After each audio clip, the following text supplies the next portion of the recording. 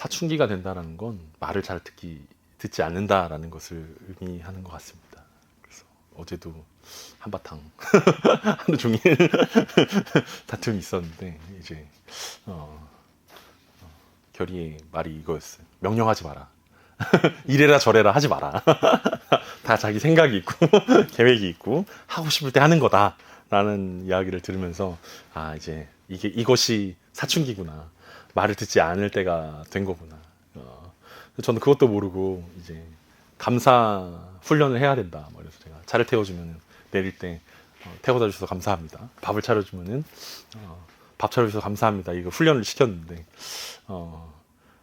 일주일도 안 돼서 지금 이 감사 훈련이 중요한 게 아니라 지금 사춘기에 이르러서 이제 말을 듣기 시작하지 않아서 이제 순종하는 게 어려워진 그때가 왔는데 제가 너무 또 어리게만 보고 그런 것들을 시켰구나라는 생각들을 하게 되었습니다. 하나님과 우리와의 관계에서도 마찬가지 아닐까라는 생각들을 하게 되는데요. 이게 이제 어느 정도 머리가 크고 이제 생각이 자라나면 순종한다라는 게 쉽지 않다라는 거죠.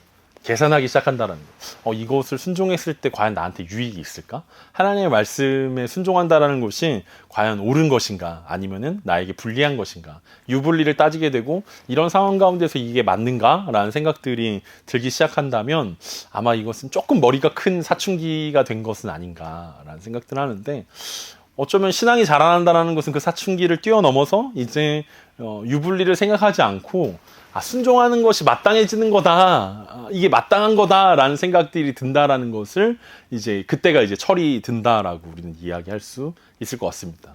제가 아들 얘기로 시작했는데 걔가 이제 철이 들면 그 생각이 들겠죠.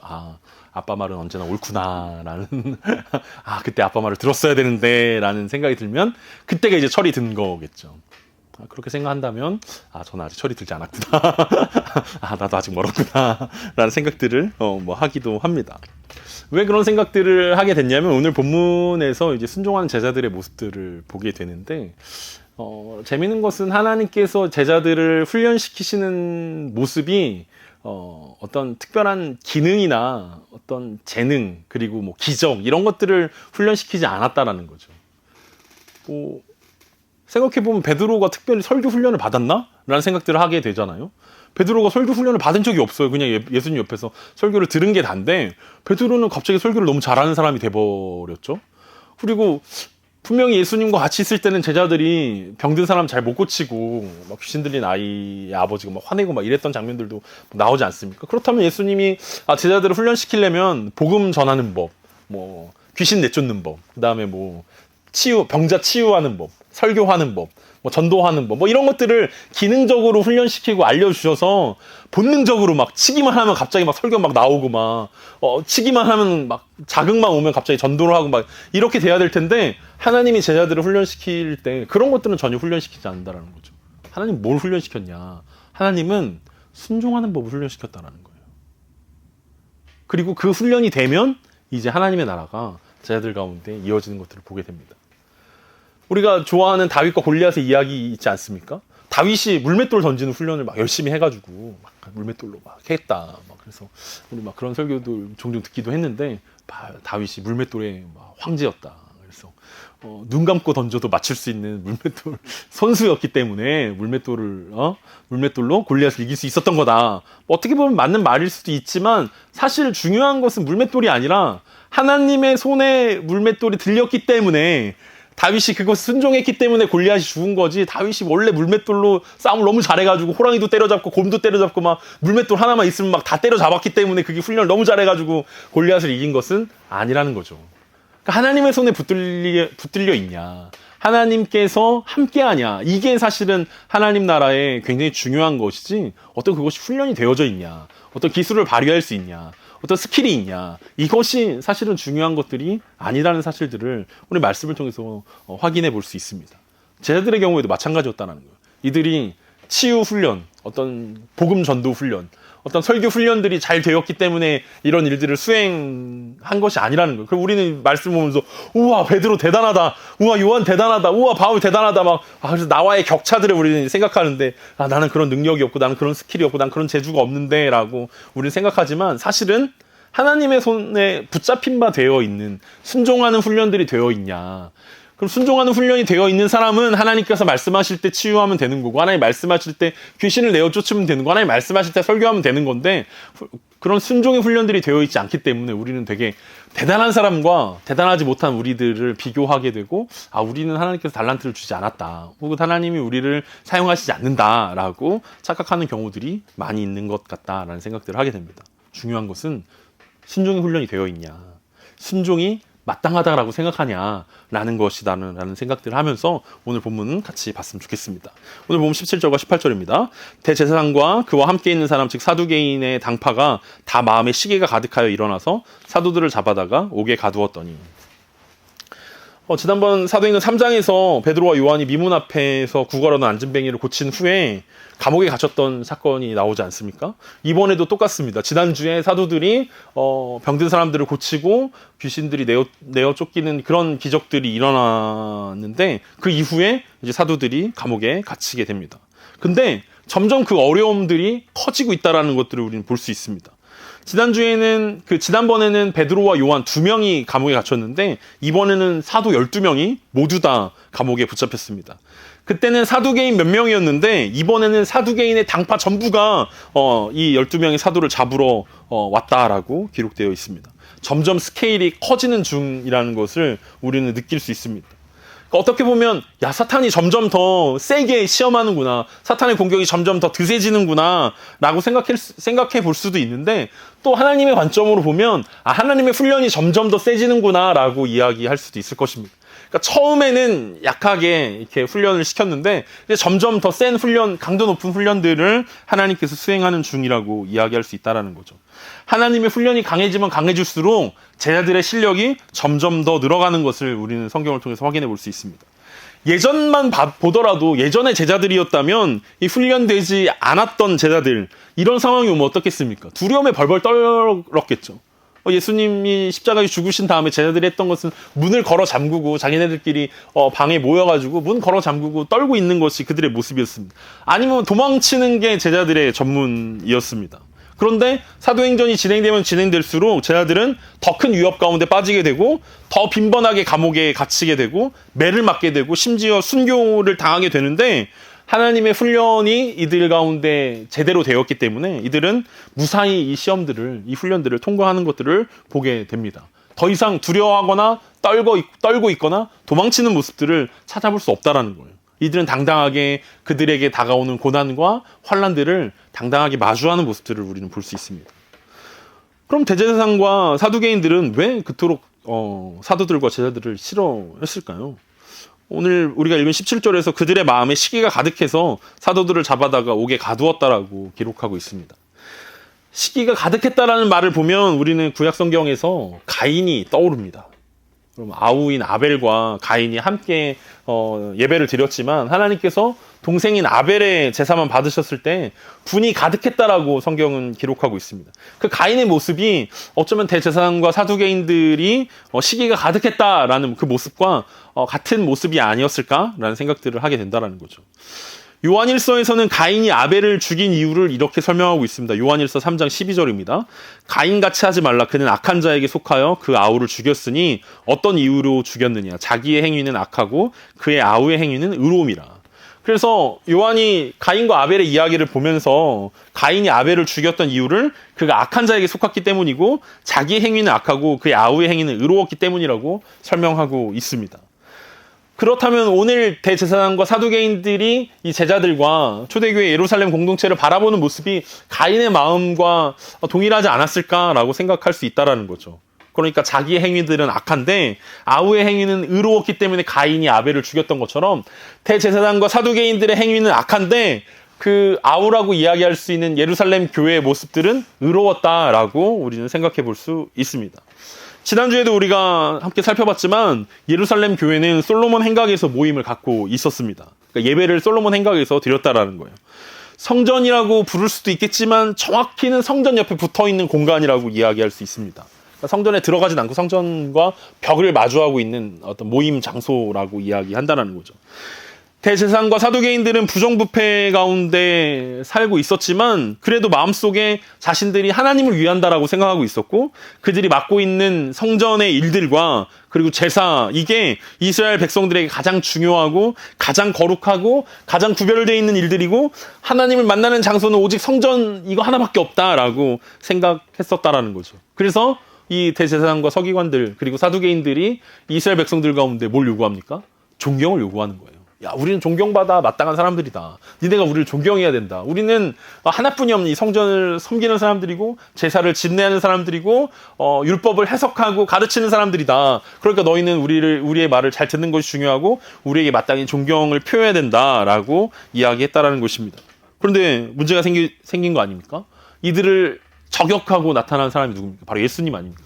예수님이 대제사장과 서기관들과 사두개인들의 외식을 주의해라 라고 이야기하면서 그들은 껍데기만 가지고 있지 능력이 없고 회복이 되지 않고 치유가 일어나지 않는 껍데기뿐이다 라고 성전은 이제 허물어질 것이다 라고 이야기하면서 진짜 구원 되신 예수님께서 사역하게 되셨던 거 아닙니까? 그 사람들이 예수님이 사역할 때 막 구름대처럼 몰려들고 예수님을 환호하고 예수님이 예루살렘에 입성할 때까지만 해도 많은 사람들이 예수님을 따르고 쫓았던 모습들을 우리는 볼 수 있습니다.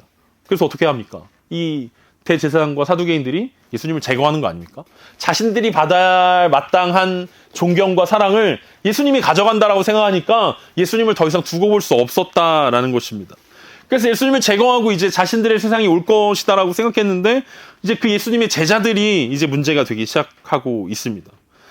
이제 더 이상 사람들이 성전에 오지 않기 시작했다라는 거예요. 왜냐하면 베드로의 설교 가운데 3,000명, 5,000명이 회심하고 그 다음에 또 이 성전 미무에 앉은 뱅이를 고친 이후에 수많은 사람들이 허다한 무리가 회심했고 예수님의 제자가 되기로 했다라는 이야기들을 들으면서 이 대제사장과 서기관들과 사두개인들이 화가 나기 시작했다는 거예요. 더 이상 성전이 장사가 되지 않기 시작했습니다. 사람들은 이제 성전이 껍데기뿐이다라는 것들을 알게 되었고 그 속에서 선포되어지는 말씀이나 그 속에서 행해지는 제사는 능력이 없고 오히려 제자들이 선포하는 예수 그리스도 그 부활하신 예수님 가운데 능력이 있고 생명이 있다는 사실들을 사람들이 알게 됐고 성전에 들어가는 것이 아니라 성전 옆에 있는 솔로몬의 행각에 모이기 시작했다라는 거예요. 거기서 사도들의 가르침을 받기 시작했다라는 것입니다. 그래서 이 대제사장과 사두개인들이 다시 제자들을 제거하려고 하고 있습니다. 왜냐하면 그들은 불의를 행하고 있지만 제자들은 의로움을 행하고 있고 그들은 존경을 받지 못하고 있는데 제자들은 존경과 사랑을 받고 있기 때문입니다. 이 12명의 사도들이 감옥에 갇혔을 때 놀라운 일들이 일어났습니다. 그게 19절에서 21절입니다. 주의 사자가 밤에 옥문을 열고 끌어내어 이르되 가서 성전에 서서 이 생명의 말씀을 다 백성에게 말하라 하매 그들이 듣고 새벽에 성전에 들어가서 가르치더니 대제사장과 그와 함께 있는 사람들이 와서 공회와 이스라엘 족속의 원로들을 다 모으고 사람을 옥에 보내어 사도들을 잡아오라 하니 주의 사자가 밤에 옥문을 열었다라고 이야기합니다. 하나님이 보내신 천사가 밤에 옥문을 열고 나타났습니다. 어떤 방식으로 나타나는지는 누가 기록하고 있지 않기 때문에 모르겠지만 어쨌든 그 옥을 지키고 있는 감옥을 지키고 있었던 간수들이 전혀 발견하지 못했다라는 것을 우리는 알 수 있습니다. 아니 하나님이 이렇게 하실 수 있는 분이면 예전에 세례 요한이 헤롯 때문에 감옥에 갇혔을 때 그때 진작에 나타나셨으면 참 좋았을 텐데 아니 바로 직전에 베드로와 요한이 감옥에 갇혔을 때는 왜 천사를 안 보내주셨을까라는 궁금증이 우리 가운데 생기기도 합니다. 왜 이번에만 천사들을 보내셨지? 우리는 알 길이 없습니다. 중요한 것은 천사가 옥문을 열고 사도들을 끌어내면서 하나님의 메시지들을 그들에게 전달했다라는 것입니다. 그것은 가서 성전에 서서 이 생명의 말씀을 백성에게 말하라는 것입니다. 생명의 말씀이 뭡니까? 복음을 이야기하는 거 아닙니까? 예수 그리스도의 죽으심과 부활하심 가운데 참 생명이 있다라는 너무나 중요한 이 복음을 제자들만 가지고 있지 말고 교회만 가지고 있지 말고 이것을 모든 백성들에게 알게 하라는 것이 이 하나님의 메시지였습니다. 천사가 옥문을 열어주고 했던 것이 하나님의 메시지들을 사도들에게 12사도에게 전달하는 것이었습니다. 사도라고 이름하는 사람들은 보냄을 받은 사람들이다라고 이야기하는데 천사에 의해서 다시 보냄을 받고 있다는 거예요. 예루살렘 성전으로 다시 보냄을 받고 있습니다. 아직 감옥에 갇혀 있을 때가 아니라는 것을 천사가 풀어주면서 이야기했다라는 것입니다. 천사의 말을 들은 제자들은 즉시 새벽에 성전에 들어가서 가르쳤다라고 오늘 기록되고 있습니다. 복음을 전하다가 감옥에 갇혔는데 감옥에서 풀려나자마자 천사가 했던 얘기가 바로 복음을 전하라는 일이었고 그것에 사도들이 순종했다라고 이야기합니다. 그래서 유진 피터슨이 쓴 메시지 성경에서는 사도들이 즉시 순종했다라고 표현하고 있는 것입니다. 참 매력적이지 않습니까? 잘 훈련된 제자들의 모습을 우리는 볼 수 있습니다. 우리 같으면 바로 복음 전하러 갔겠습니까? 아마 우리는 고민했을 것입니다. 아니, 이 명령을 따르는 게 맞는 건가? 정말 하나님이 지금 가라고 했을까? 혹시 내일 가라고 한 건 아닐까? 좀 상황이 진정되면 가라고 하지 않았을까? 이런 것들을 재고 생각해 보지 않았겠습니까? 이 명령을 따르면 자신들에게 유리할까 유리하지 않을까를 고민해 보지 않았겠습니까? 하나님의 명령이 떨어졌고 그들은 즉각적으로 순종하는 모습들을 보여줍니다. 훈련되지 않았을 때 제자들이었다면 이렇게 얘기했을 것입니다. 야, 우리가 지금 감옥에 있다가 지금 방금 나왔는데 지금 당장 또 복음을 전하러 가는 게 말이 되냐? 우리가 잘못 들은 거다라고 이야기하는 제자들이 있었을 것입니다. 지금 복음을 전하는 것 때문에 대제사장과 사두개인들에게 욕을 먹고 핍박받고 있는 상황인데 지금 바로 성전으로 복음을 전하러 가는 것은 그들을 너무 자극하는 일들이다. 여론이 좋아지지 않을 것이다 라고 이야기하는 사람들도 있을 것입니다. 잠시 흩어져서 개인적으로 복음을 전하다가 나중에 기회가 오면 공식적으로 우리가 다시 성전에 오자라고 이야기하는 사람들도 나왔을 수도 있을 것입니다. 훈련이 되지 않았을 경우엔 그런 일들이 있었을 거라는 거죠. 어떤 사람들은 이렇게 자신들의 체력을 핏게 됐을 수도 있습니다. 우리가 지금 밤새서 체력적으로 좋지 않으니까 잠시 체력을 회복하고 다시 복음을 전하러 오자라고 이야기하는 사람들도 있을 것입니다. 이런저런 핑계를 댔을 거라는 거예요. 순종하지 못하는 이유들이 여러 가지가 나올 수 있었을 거라는 거죠. 왜냐하면 왜 이걸 우리가 잘 알면 우리 삶 가운데 늘 이런 일들이 나타난다라는 거죠. 하나님께서 기도하고자 하는 마음대로 야, 너 지금 기도해야 되지 않겠냐라고 이야기할 때 우리는 즉각적으로 순종하기보다 하나님 이것만 보고 할게요 라고 얘기하지 않습니다. 지금 바로 해야 되는데 하나님 지금은 기도할 때가 아니니까 오늘 일정이 다 마무리된 다음에 조용하게 집에 가서 자기 전에 하겠습니다 라고 우리는 핑계를 대고 체력이 안 된다라고 이야기하고 결국 그 상황에 순종하지 않는 우리들의 모습들이 우리 삶 가운데는 너무 자연스러운 모습이기 때문에 제자들도 그렇게 하지 않을까라는 생각들을 할 수 있다라는 거죠. 근데 그들은 전혀 그런 생각들을 하지 않았다라는 것입니다. 그들은 잘 훈련되어졌고 그들 하나님의 메시지가 그들에게 전달되자마자 즉시 새벽부터 성전에 올라가서 생명의 복음을 가르쳤습니다.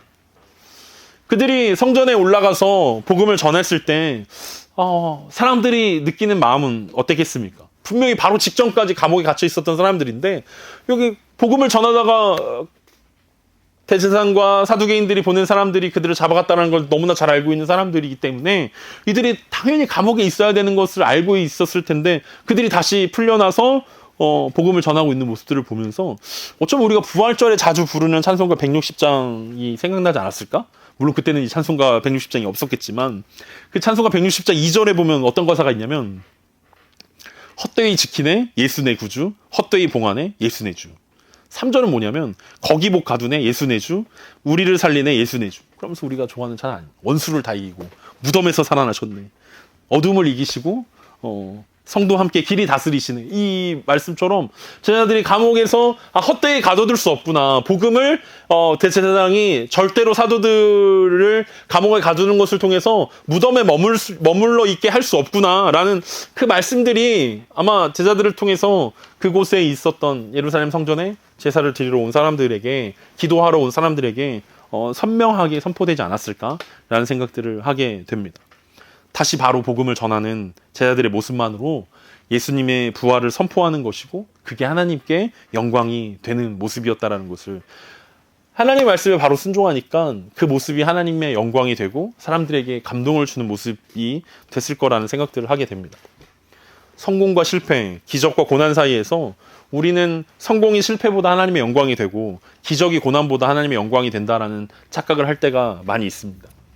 왜 아니겠습니까?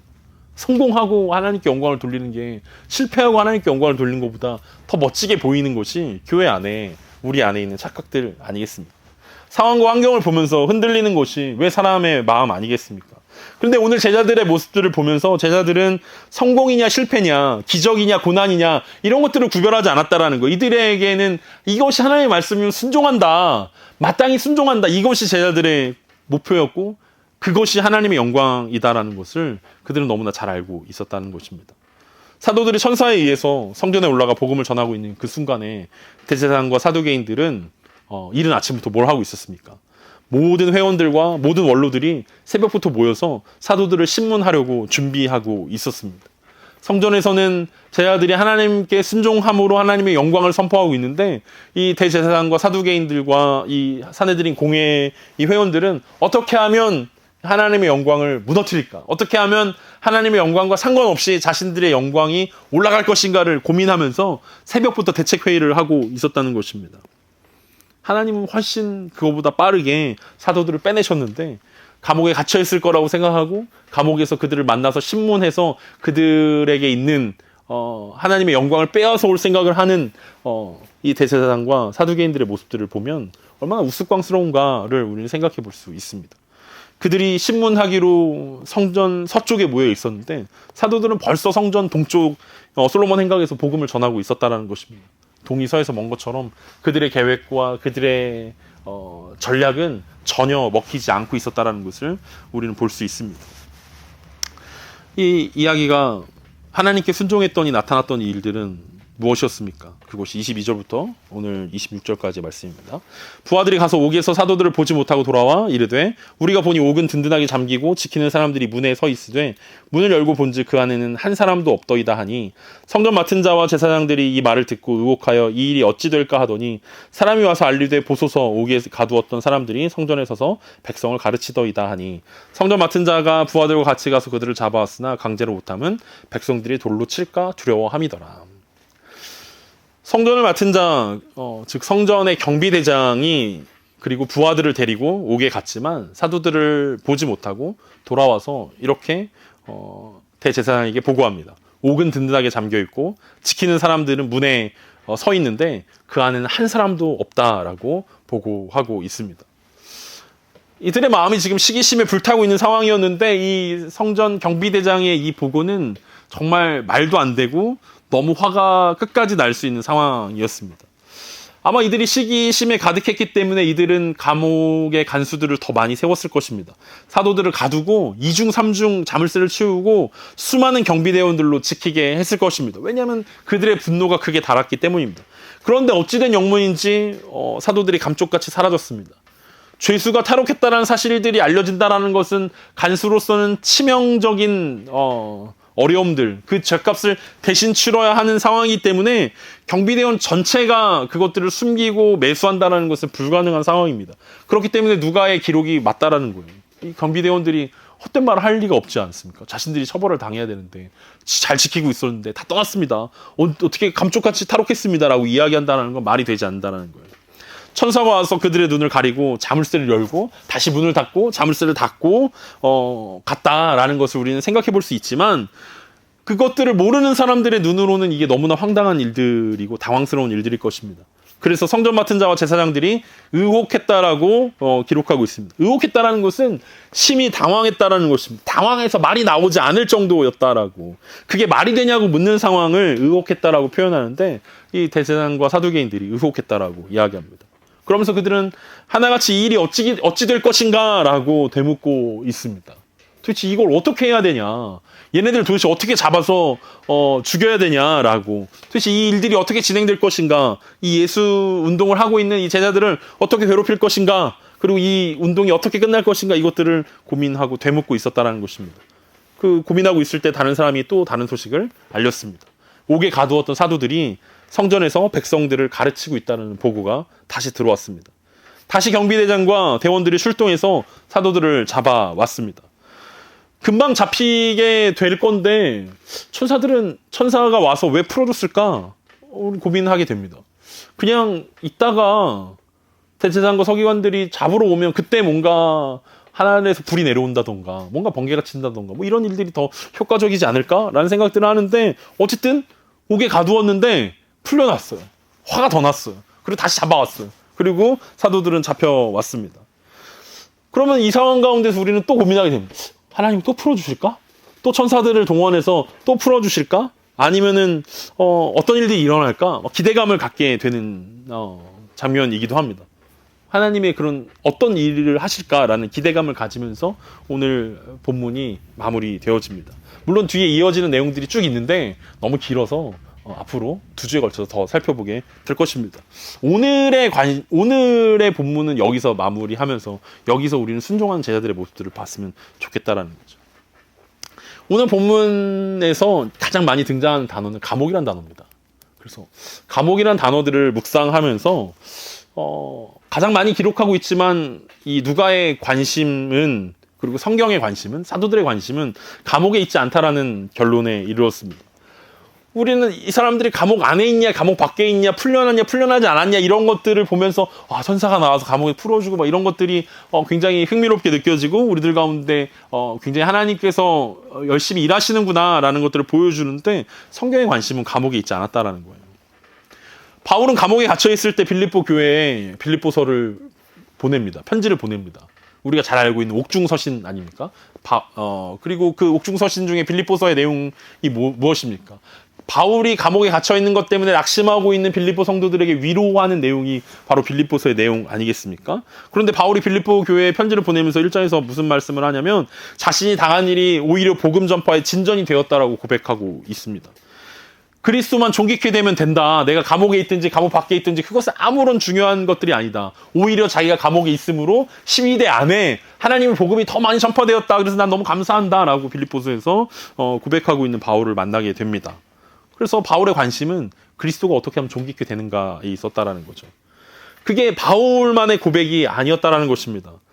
제자들의 반응도 동일했다라고 우리는 기억하면 좋겠습니다. 그러니까 바울만 그런 고백을 한 게 아니라 제자들도 똑같이 그렇게 고백했다는 거예요. 자신들이 감옥 안에 있냐, 감옥 밖에 있냐.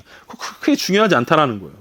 복음을 전하다가 감옥에 갇힐 수도 있고 또 풀려난다면 밖에서 복음을 전하는 거. 그것이 하나님의 말씀에 순종하는 제자들의 삶들을 보여주는 모습들이었다라는 거죠.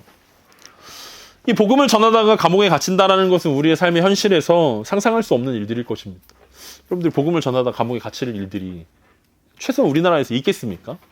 오히려 있다면 오히려 더 좋지 않을까라는 생각이 들 정도로 오늘날에 우리는 복음 전하는 것 때문에 전혀 박해와 환난과 어려움들을 당하고 있지 않습니다. 오늘 본문이 복음의 최일선에서 선교하시는 분들에게만 해당한다면 우리는 이 사도행전 이 본문을 읽을 때 죄책감이 들 것입니다. 나는 복음 전하면서 감옥에 갇혀본 적이 없는데 어떻게 이 말씀을 읽을 것인가 라는 고민이 들 것입니다. 하나님의 훈련을 통해서 제자들의 모습들이 완성되어지고 있다면 우리는 감옥이라는 훈련들을 제대로 겪지 못했기 때문에 여전히 우리는 하나님의 훈련이 감옥이라는 훈련이 우리 가운데 없어서 한편으로는 감사하지만 한편으로는 좀 불편한 그런 마음들이 두 가지 다 들 것입니다. 하나님의 훈련이 더 이상 우리 가운데 있지 않기 때문에 어쩌면 우리의 삶들이 더 게을러져 있고 더 하나님의 말씀을 분별하지 못하는 전쟁터 최후방에서 우리는 수영하고 즐기면서 하루하루를 살아가고 있는 것은 아닌지 우리와는 상관없는 싸움이야 라고 생각할 수도 있겠다라는 생각들을 합니다. 분명한 것은 여전히 박해가 있는 곳에서 복음이 더 잘 증거되고 있다는 사실일 것입니다. 오히려 중국에서 오히려 핍박받는 나라에서 믿음을 고백하는 사람들이 점점 더 많아지고 있다는 거죠. 그리고 우리는 자유롭게 대한민국을 외치고 있지만 오히려 우리는 점점 더 믿음의 사람들이 줄어들고 있다는 사실들도 우리는 확인해 볼 수 있습니다. 그렇다면 편안하고 안락한 삶 가운데 사는 것이 은혜일까? 감옥에 갇혀 있는 것이 은혜일까? 라는 생각들을 하게도 됩니다. 진짜 은혜는 하나님의 뜻을 분별하고 그 말씀에 즉각적으로 순종하는 것이 은혜다라는 것을 제자들이 우리 가운데 보여주고 있습니다. 사도행전 5장을 시작하면서 잔인한 사건이 하나 등장하지 않았습니까? 그게 무엇입니까? 아나니아와 삽비라 이야기 아니었습니까? 아나니아와 삽비라 이야기 속에서 우리가 경험했던 것은 하나님의 뜻을 분별했지만 즉각적이면서 충분히 순종하지 않았기 때문에 아나니아와 삽비라가 죽음을 맞이했던 그 심각한 사건들을 우리가 보면서 결국 이어지는 이 제자들의 반응, 사도들의 반응이 아나니아와 삽비라와는 전혀 다른 모습들이라는 사실들을 우리는 확인해 볼 수 있습니다. 그렇다면 우리 가운데 이 본문이 우리 가운데 주는 메시지는 이것 아니겠습니까? 계속해서 하나님의 뜻을 듣고 분별하고 있는지 우리에게 물어봐야 한다는 것입니다. 하나님 우리가 올라갈 때입니까? 내려갈 때입니까?를 물어봐야 한다라는 거죠. 우리가 하나님께 우리의 삶들을 내어드리면서 하나님의 뜻이 어디 있는지를 묻지 않고 분별하고 있지 않다면 우리는 아나니아와 삽비라보다 못한 인생을 살아가게 될 것입니다. 하나님의 뜻을 분별하기 위해 우리는 계속해서 하나님께 물어봐야 하고 그래서 기도해야 하고 말씀을 묵상해야 할 것입니다. 기도와 말씀을 통해서 알게 된 하나님의 뜻에 즉각적으로 최선을 다해 순종하고 있는지 우리의 삶들을 점검해 봐야 할 이유가 오늘 본문을 통해서 우리 가운데 하고 있는 메시지였다라는 것입니다. 그리고 이제 다음 주에 보게 되겠지만 사도행전 5장 29절에서 베드로는 이렇게 대제사장에게 그리고 사두개인들에게 외칩니다. 베드로와 사도들이 대답하여 이르되 사람보다 하나님께 순종하는 것이 마땅하니라. 베드로와 사도들의 고백은 동일했습니다. 자신들이 감옥에 갇혀있냐 갇혀있지 않냐 이것이 중요한 것이 아니라 하나님이 자신들에게 맡기신 사명에 순종하는 것, 그게 마땅하다라는 거예요. 대제사장과 서기관들과 사두개인들이 이미 베드로와 요한을 잡아서 예수의 이름으로는 아무것도 전하지 말라라고 이야기했지만 베드로와 요한과 나머지 10명의 사도들은 하나님의 뜻에 순종하는 것이 너무나 마땅한 일들이다라고 고백하고 있다는 것입니다. 그것이 자신들에게 유익이 되건 유익이 되지 않건, 자신들에게 생명을 담보로 하건, 자신들의 생명에 위협을 주건, 자신들이 사람들에게 좋은 평판을 가지건, 좋지 못한 평판을 가지건, 그건 아무런 상관이 없다라는 거예요. 그들이 해야 할 일들은 하나님의 명령이 떨어졌고 그 명령에 즉각적이고 충분하게 순종하는 것, 그것이 그들이 마땅히 해야 할 일들이라고 그들이 인정하고 있다는 것이고 그들이 충분히 훈련되었다는 것들을 우리 가운데 보여주고 있다는 것입니다. 하나님의 말씀 가운데 순종하냐 순종하지 않냐는 사실은 성경의 역사 가운데 계속해서 등장하는 메시지입니다. 하나님의 백성들에게 하나님께 주신 특권이 바로 하나님의 음성을 듣고 그것에 순종하는 것이라는 사실들을 오늘 구약 성경을 통해서도 확인해 볼 수 있습니다. 신명기 8장 2절과 3절을 보면 하나님이 모세를 통해서 가나안 땅에 들어가는 이스라엘 백성들 가운데 이렇게 설교하십니다. 내 하나님 여호와께서 이 40년 동안에 내게 광야 길을 걷게 하신 것을 기억하라. 이는 너를 낮추시며 너를 시험하사 내 마음이 어떠한지 그 명령을 지키는지 지키지 않는지 알려 하심이라. 너를 낮추시며 너를 줄이게 하시며 또 너로 알지 못하며 내 조상들도 알지 못하던 만나를 내게 먹이신 것은 사람이 떡으로만 사는 것이 아니요 여호와의 입에서 나오는 모든 말씀으로 사는 줄을 내가 알게 하려 하심이니라. 하나님께서 이스라엘 백성들을 출애굽시키신 이후에 금방 가나안 땅으로 들어갈 줄 알았지만 하나님은 금방 가나안 땅으로 들어가게 하지 않으시고 40년 동안 이스라엘 백성들을 광야에서 살게 하십니다. 그 광야의 삶들을 통하여서 하나님께서 백성들을 훈련시키시면서 40년이라는 시간 동안 훈련시키셨던 이유 중에 하나는 하나님의 말씀을 순종하냐 순종하지 않냐. 이 백성이 목이 곧고 교만해져서 하나님을 없다라고 이야기하고 하나님보다 이방신들을 더 좋다라고 이야기하고 애굽에 있었던 종노릇 했을 때 부추와 마늘을 먹던 그 시절이 더 좋았다라고 이야기하는 이 목이 곧은 이스라엘 백성들 가운데 어찌하든지 하나님의 말씀은 마땅히 순종하는 것이 맞습니다. 하나님은 늘 옳습니다. 하나님은 언제나 신실하시고 하나님은 언제나 우리에게 늘 좋은 것으로 주시는 분이십니다. 라는 그 고백을 듣고자 했다라고 이야기하고 있습니다. 그리고 만나와 메추라기를 통해서 하나님은 날마다 이스라엘 백성들 가운데 그 이야기들을 말씀하고 있었다라는 거예요. 이 감옥이라는 사도들이 처한 그 상황 가운데 우리가 정확하게 이해할 수 없지만 광야라는 시간들은 우리가 조금 이해할 수 있을 것 같습니다. 우리가 세상을 살아가는 시간들이 이스라엘 백성들이 광야를 떠돌던 시간들과 비슷하지 않을까라는 생각들을 하게 됩니다. 우리도 하루하루 광야 같은 인생들을 보내고 있지는 않습니까? 우리가 직장에 가고 돈을 벌고 우리가 가족들과 시간을 보내고 여러 가지 상황들 가운데서 우리를 행복하고 우리를 기분 좋게 하고 우리를 기쁘게 하기보다는 어떻게 하면 내가 로또에 당첨이 돼서 이 직장에 과감히 사표를 내고 더 이상 나는 여기서 이것 때문에 내가 월급 때문에 돈을 버는 게 아니라 내가 하고 싶은 일 하면서 잘 살 수 있지 않을까 이런 생각들을 쓸데없이 하고 있다는 거죠. 하나님 그곳에 보내셨는데 그곳에서 우리가 하나님의 말씀을 지키는지 지키지 않는지 하나님의 계명을 순종하는지 순종하지 않는지를 보고자 하심인데 우리는 그것 외에 다른 것들을 생각하면서 하나님의 말씀에 순종하는 것보다 내 생각이 내 판단이 내 타이밍이 더 옳다라는 것들을 증명하려고 노력한다라는 거죠.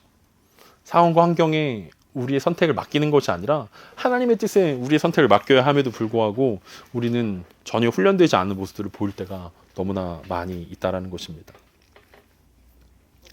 오늘 제자들의 모습을 보면서 우리는 또 부럽습니다. 제자들처럼 즉각적으로 충분히 순종할 수 있으면 좋을 텐데 라는 생각들을 또 갖게 됩니다. 제자들처럼 우리도 당대하게 복음을 전할 수 있고 담대하게 귀신을 내어쫓고 멋지게 치유하고 어떤 기적들이 일어나는 그런 삶이면 좋을 텐데 라는 생각들이 우리 가운데 있을 수도 있습니다. 하지만 분명한 것은 성경의 어떤 인물도 우리보다 탁월하지 않다라는 거예요.